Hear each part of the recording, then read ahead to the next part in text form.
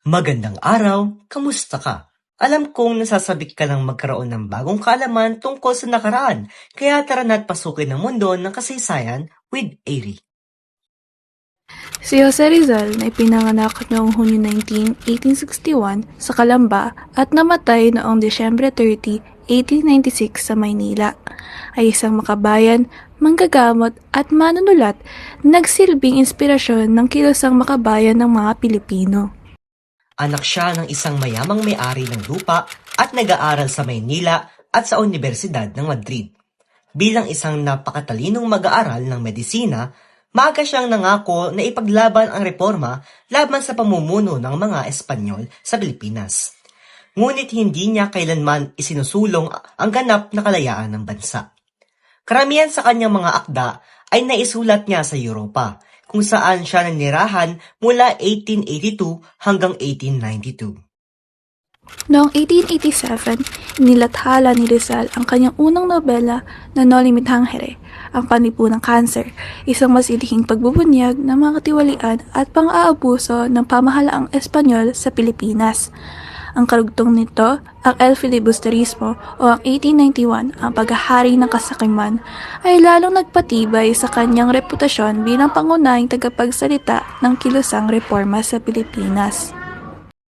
Naglathala rin siya ng isang anotadong edisyon ng Sucesos de las Islas Filipinas ni Antonio Morga upang ipakita na may mayaman ng kasaysayan ang mga Pilipino bago pa dumating ang mga Espanyol. Siya ang naging pinuno ng kilosang propaganda at nagsulat ng maraming artikulo para sa pahayagang La Solidaridad na inilathala sa Barcelona. Kasama sa programang pampolitika ni Rizal ang pagsasama ng Pilipinas bilang isang lalawigan ng Espanya, representasyon sa Cortes, Parlamentong Espanyol, pagpapalit ng mga praileng Espanyol ng mga paring Pilipino, kalayaan sa pagtitipon at pagpapahayag, at pagkakapantay-pantay ng mga Pilipino at Espanyol sa harap ng batas. Bumalik si Rizal sa Pilipinas noong 1892. Itinatag niya sa Maynila ang isang samahang magsusulong ng mapayapang reforma na tinatawag na La Liga Filipina at kalaunan ay pinatapon sa dapitan sa hilagang kanlurang bahagi ng Mindanao. Nanatili siya roon sa loob ng 4 na taon. Noong 1896, nag-alsa laban sa Espanya ang Katipunan, isang lihim na makabayang samahan ng mga Pilipino. Bagamat wala siyang kaugnayan sa mga samahang ito at hindi nakilahok sa pag-aaklas, si Rizal ay inaresto at nilitis ng hukbong militar dahil sa paratang na sedisyon.